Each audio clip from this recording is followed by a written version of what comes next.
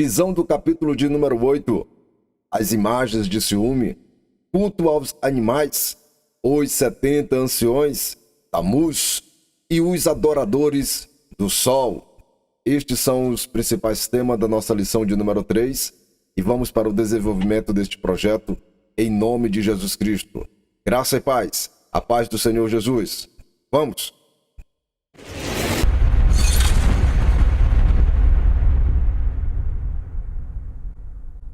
Não conseguimos produzir o conteúdo da lição de número 2, mas para nos situarmos, estamos no primeiro bloco dos 3 blocos desenhados pelo comentarista, onde este inicia-se no capítulo de número 1 até o capítulo de número 24.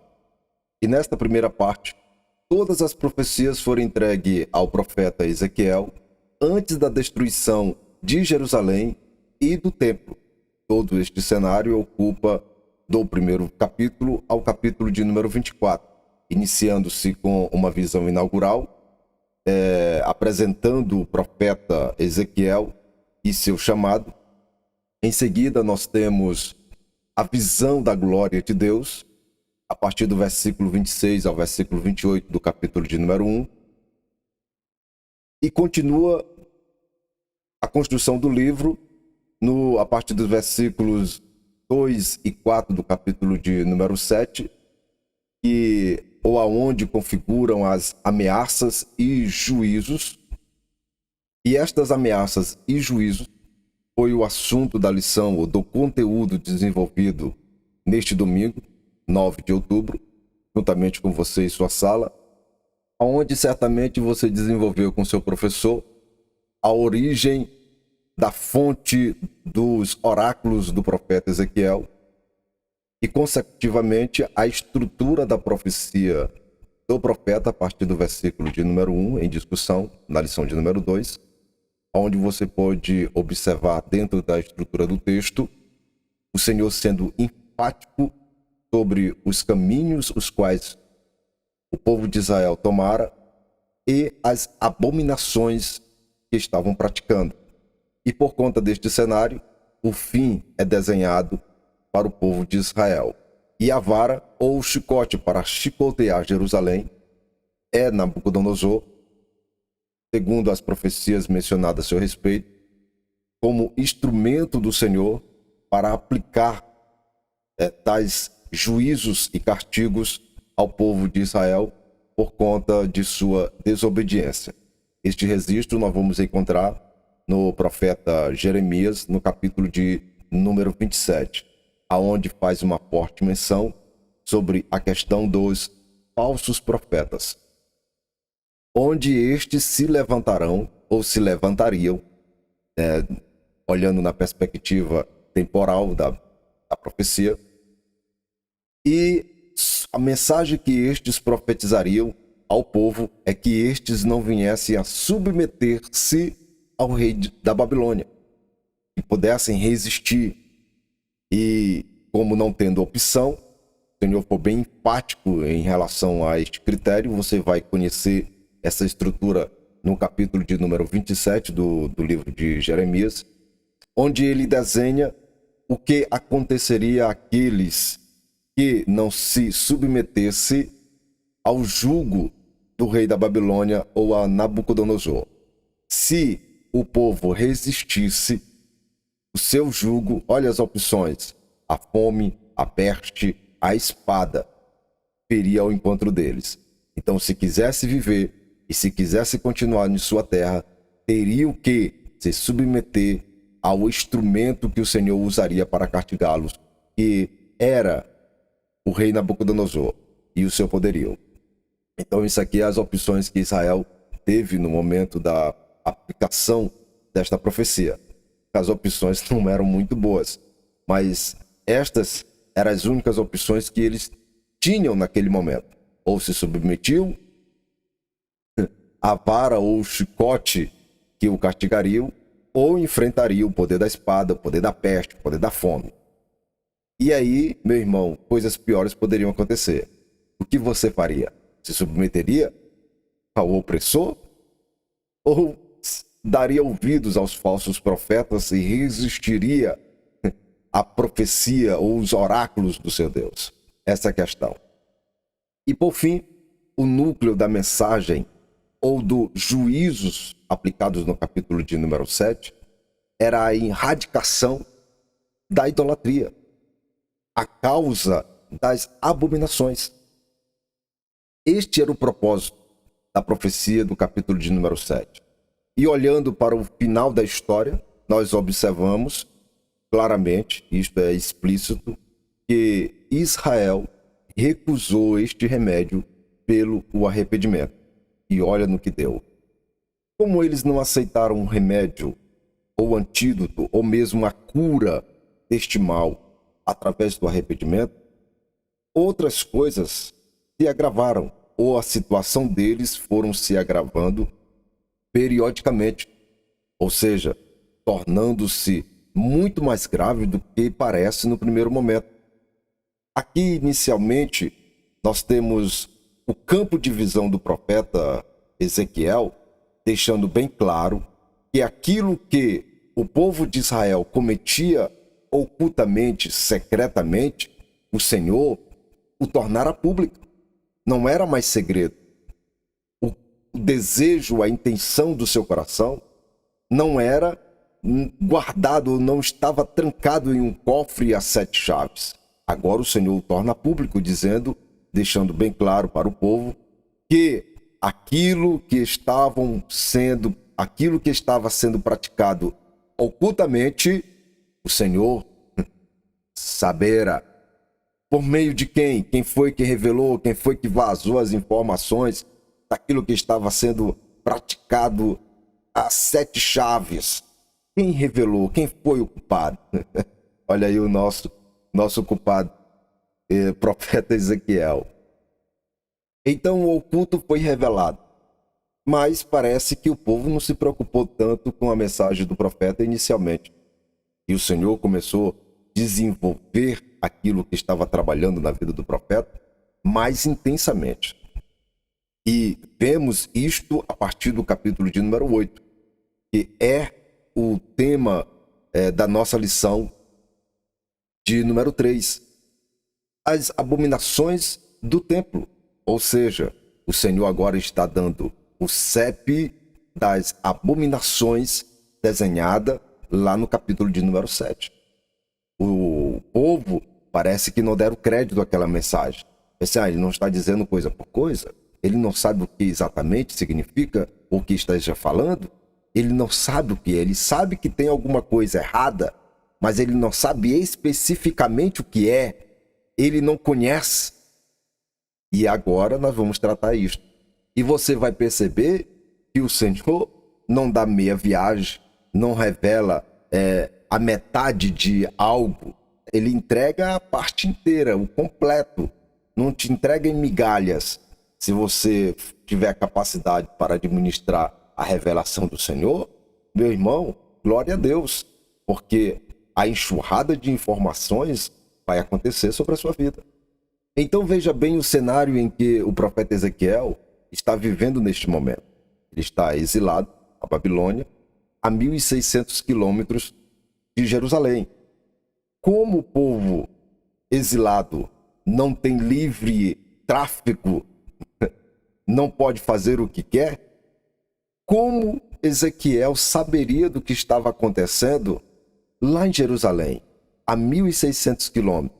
Outros desenham a perspectiva de 1.500. Mas, em suma, como o profeta Ezequiel saberia do que estava acontecendo a 1.600 quilômetros?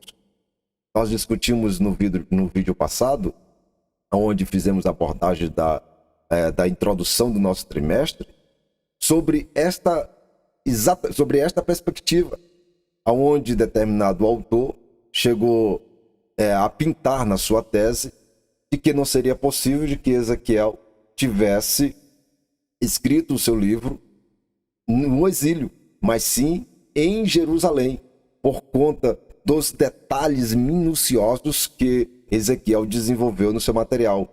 E ele chegou a acreditar que não seria possível Ezequiel pintar aquele cenário estando no exílio a 1.600 quilômetros de distância de Jerusalém. Mas aí nós vamos ver a partir de agora, a partir do capítulo de número 8, o que aconteceu. Porque quando este doutor mestrado produziu a sua tese, ele neutralizou o capítulo de número 8 ao capítulo de número 11, porque ele cancelou esta visão profética do livro de Ezequiel. E quando ele fez isso, ele ficou somente com a parte da lógica e da razão, eliminando a estrutura da fé.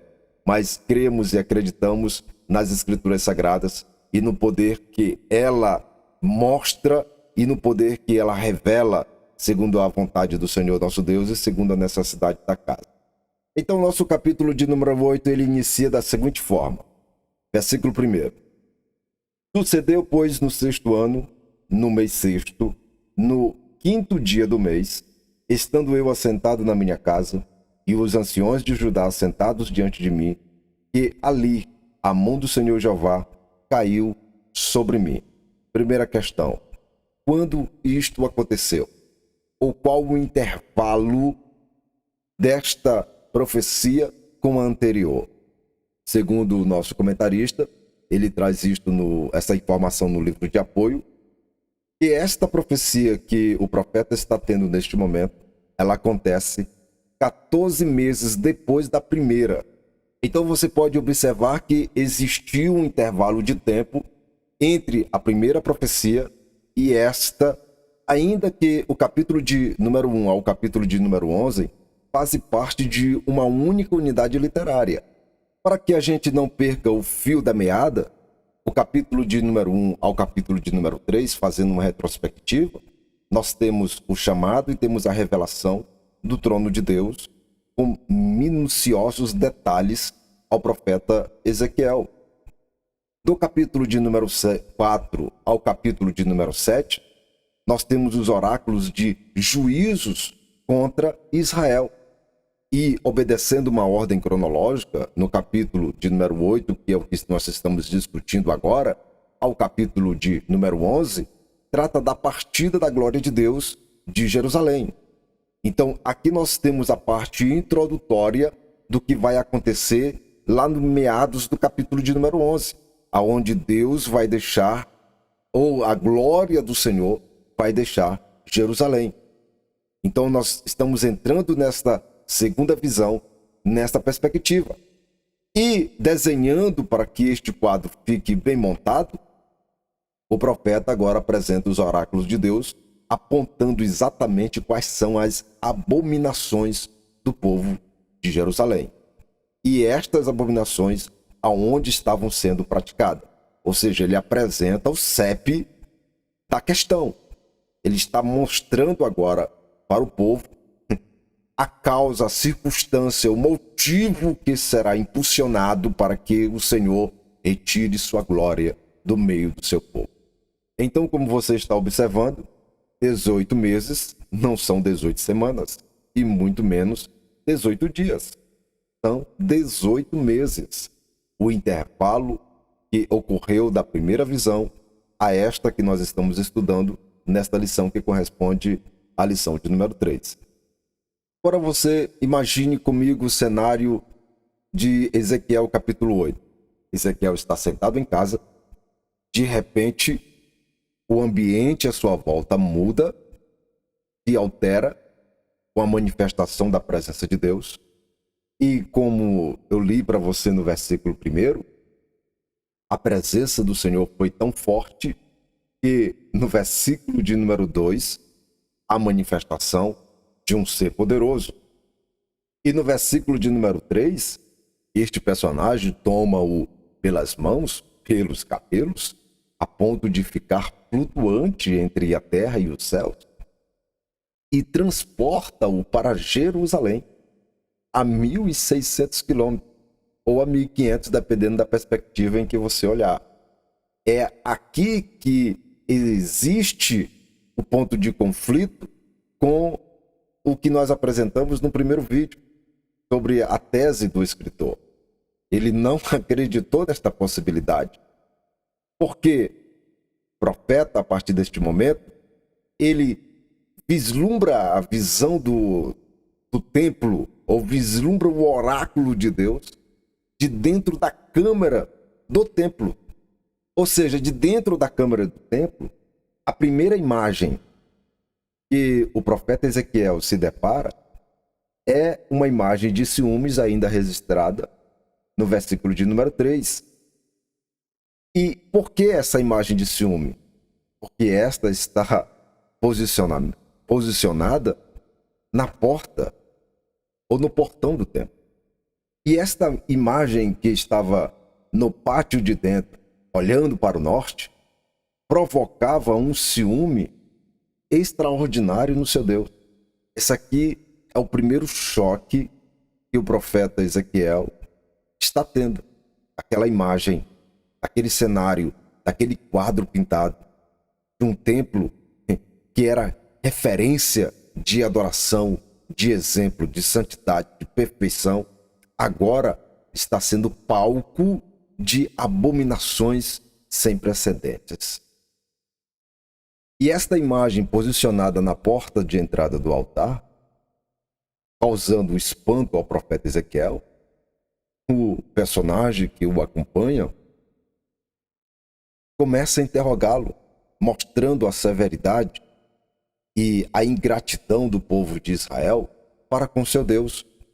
No versículo de número 7, o personagem leva o profeta a outro ambiente, ou a outro cenário, a outra abominação, que é tão grave quanto esta primeira. Tudo isto estava acontecendo dentro do templo, dentro do santuário, dentro da casa que foi constituída para que Deus pudesse se manifestar para o seu povo. Nós estamos falando aqui do templo de Salomão. Imagine a situação. Então, o personagem pega e transporta para outro ambiente. No versículo de número 7, como você pode identificar, se você estiver acompanhando a leitura comigo aí na sua Bíblia ou na sua lição, na lição não está todos os versículos, mas se você tiver uma Bíblia, abra comigo Ezequiel capítulo de número 8, versículo de número 7, onde nós estamos neste exato momento. Ezequiel, naquele ambiente, se depara com uma simples fissura, um buraco na parede. E aquele buraco chama a atenção do profeta.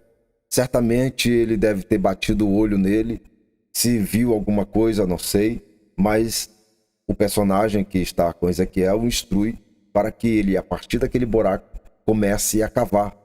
E quando ele começa a escavar aquele buraco, aumentando ao ponto de passar ou de estar em um tamanho em que ele possa passar, ele se depara com uma porta. Então aqui nós entendemos que dentro da câmara do templo existia uma recâmara, uma câmara secreta.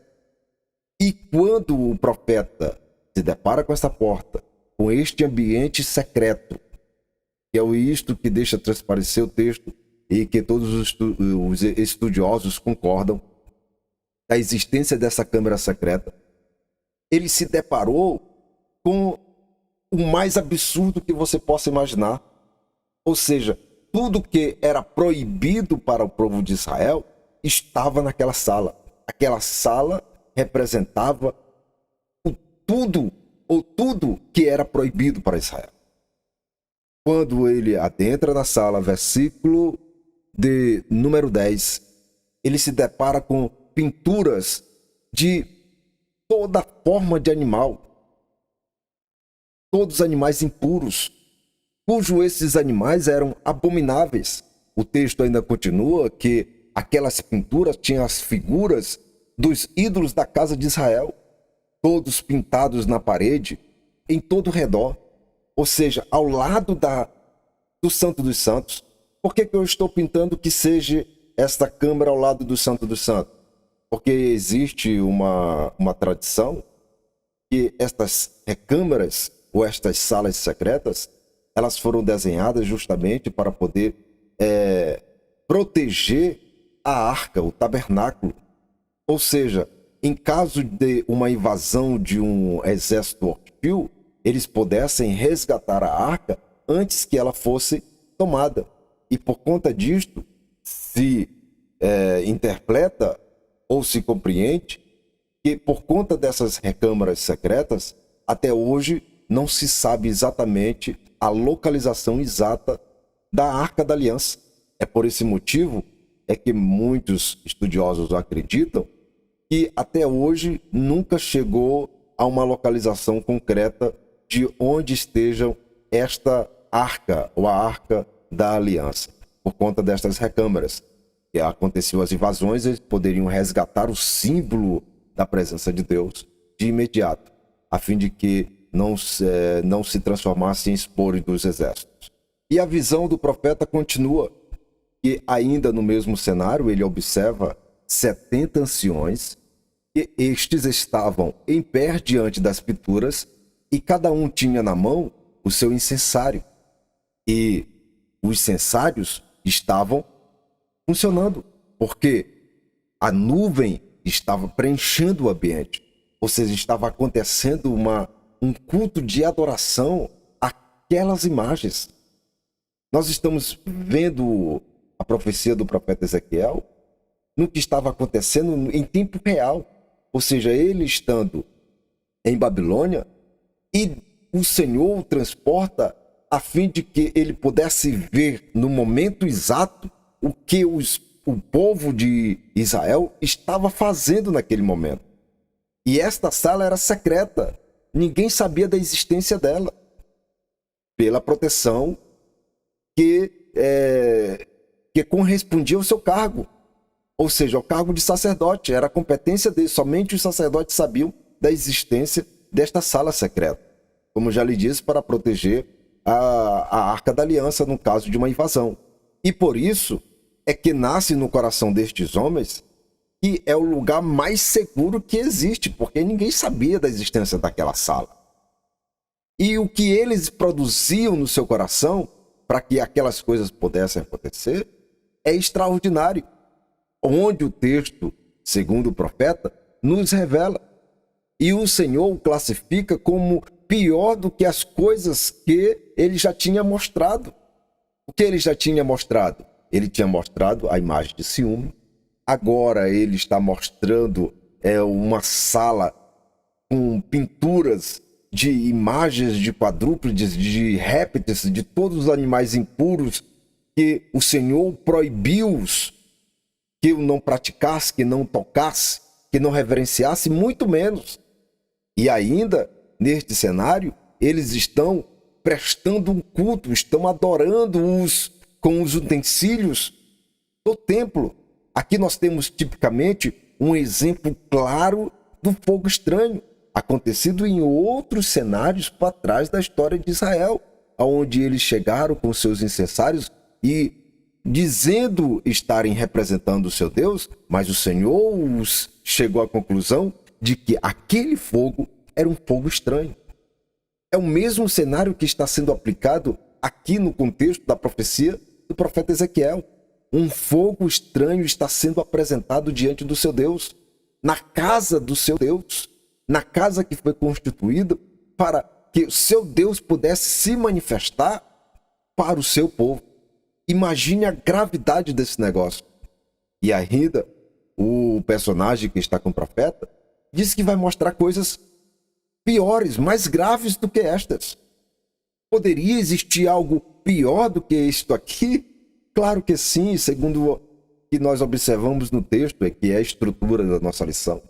Versículo de número 14, onde vai nos mostrar uma cena que certamente choca o profeta em ver aquelas mulheres chorando, pranteando por um Deus, por causa de um Deus.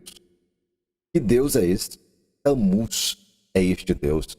Inclusive, o nome deste Deus ganhou tanta representatividade que homenagearam com o mês de julho ou julho no calendário religioso. Ou seja, é o 4º mês do calendário judaico. Tammuz. Inacreditável? Pois é, esta situação do povo de Israel. E o cenário que está acontecendo aqui no desenvolvimento da visão do profeta Ezequiel é que o personagem que está lhe acompanhando, lhe revelando todo este compêndio de informações, agora ele se depara com um grupo de mulheres que planteia por este Deus, que planteia por este personagem. E este personagem está bem pintado no capítulo de número 3 do desenvolvimento da nossa lição, onde você vai poder desenvolver isto com bastante propriedade com seus alunos. Desejo fazer menção do auxílio bibliológico, respaldando aqui o nosso comentarista, inclusive é um auxílio aos nossos professores e pastores e coordenadores, etc., que nos diz o seguinte: na religião babilônica, Marduk, deus principal dos caldeus, teria se casado com Semiramis, e deste casamento teria nascido Tammuz, é o deus aqui em discussão, também chamado Adonis pelos gregos, Osíris pelos egípcios. Nesta estrutura, ele é irmão da deusa Ista, a mesma Astarte ou Asterote, de 1 Reis, capítulo de número 11, versículo 5 e versículo 33. O sol era cultuado tanto na Babilônia como no Egito. E aqui nasce a pauta seguinte, que é a cena que é pior do que esta, onde o profeta é obrigado a presenciar ou a testemunhar. E em determinado momento o profeta chegou à conclusão de que não existiria nada pior do que aquilo que ele estava vendo. O personagem que estava com ele deixou bem claro que ele veria sim algo pior do que todas as coisas que já tinham visto, que já tinha sido revelado a ele até aquele momento. Versículo de número 16 do capítulo de número 8. Ele leva-o para o átrio interior da casa do Senhor e se depara na entrada do templo, entre o pórtico e o altar, cerca de 25 homens de costa para o templo e com o rosto para o oriente. E eles adoravam o sol. Esta aqui é considerado a maior de todas as abominações neste compêndio de revelações, neste choque que o profeta Ezequiel está tendo neste momento. E aqui nós temos a fundamentação, a causa pela qual o Senhor vai retirar a glória de Israel. Isto aqui já é pauta para a lição seguinte, para o conteúdo seguinte, que você possa criar expectativa e participar das nossas salas presenciais. A IBD, como eu já tenho enfaticamente insistindo, para que você possa participar das nossas EBDs, em nome de Jesus Cristo. Então, esses assuntos que vamos tratar com você, você vai ter a oportunidade de desenvolvê-los com seus professores, com seus pastores, com seus dirigentes, com seus coordenadores. E é uma casa que está de portas abertas para nos recebermos. Se desejarmos, teremos um curso de teologia aqui, básico e gratuito, meu irmão. Gratuito. Todo ano você renova seu conhecimento sobre Deus, sobre a sua fé, sobre o seu cremos. Para isto acontecer, você tem que fazer um esforço para participar. Se não pode, compreenda que as mãos do Senhor, que a graça do Senhor continue sobre a sua vida, lhe ajudando no que você precisa, segundo as suas necessidades. Mas se você puder, faça um esforço. Eu sei que é difícil a gente encontrar uma forma de conciliar as atividades do diário. E dê um jeito, meu irmão, dê um jeitinho aí, encaixe a participação das nossas EPDs no seu cronograma, ok? São esses assuntos. E para encerrar este pensamento, nós encerraremos com o versículo de número 18, que é o último texto do capítulo de número 8, aonde expressa a indignação do Senhor, a ira do Senhor. Quero ler o versículo 17. Depois dessa imagem dos 25 moços de costas para o templo, adorando o sol. Então o personagem vira para o profeta e diz: Vistes, filho do homem, há coisas mais levianas para a casa de Judá do que estas abominações que fazem aqui? Aqui aonde? No templo. Todas estas coisas estão acontecendo no templo. Você está observando a gravidade disso aqui? A afronta direto com o seu Deus? Está acontecendo no templo. Qual era a fundamentação dos anciões lá naquela sala secreta? Qual era a desculpa deles? Vamos fazer porque ninguém está vendo. Deus não vê. Você consegue compreender? Se você está praticando algo ocultamente, observe que Deus está de olho. E quando você menos esperar, o Senhor vai usar um Ezequiel da vida para ser testemunha daquilo que você está praticando ocultamente. Porque nada, meu irmão, nada se oculta dos seus olhos.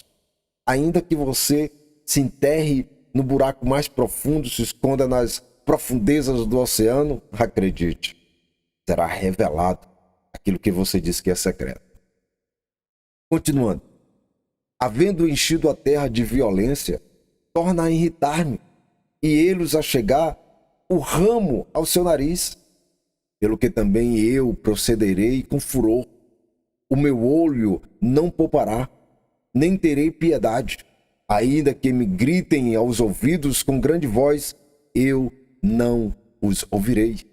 Estando exilados, a situação se complicaria mais ainda. Olha a situação. Agora a glória do seu Deus seria arrancada do meio do seu povo. E nós vamos observar na próxima lição, no próximo conteúdo, a trajetória da glória de Deus ao sair de Jerusalém. Graça e paz. A paz do Senhor Jesus Cristo. Nós nos veremos na sala presencial. Ainda não se inscreveu no canal? Se inscreva no canal. Compartilhe o conteúdo. Deixe o seu like, faça o seu comentário e, acima de tudo, não esqueça de acionar o sininho de notificações para novos materiais. Glória a Deus? Ok. Deus lhe abençoe.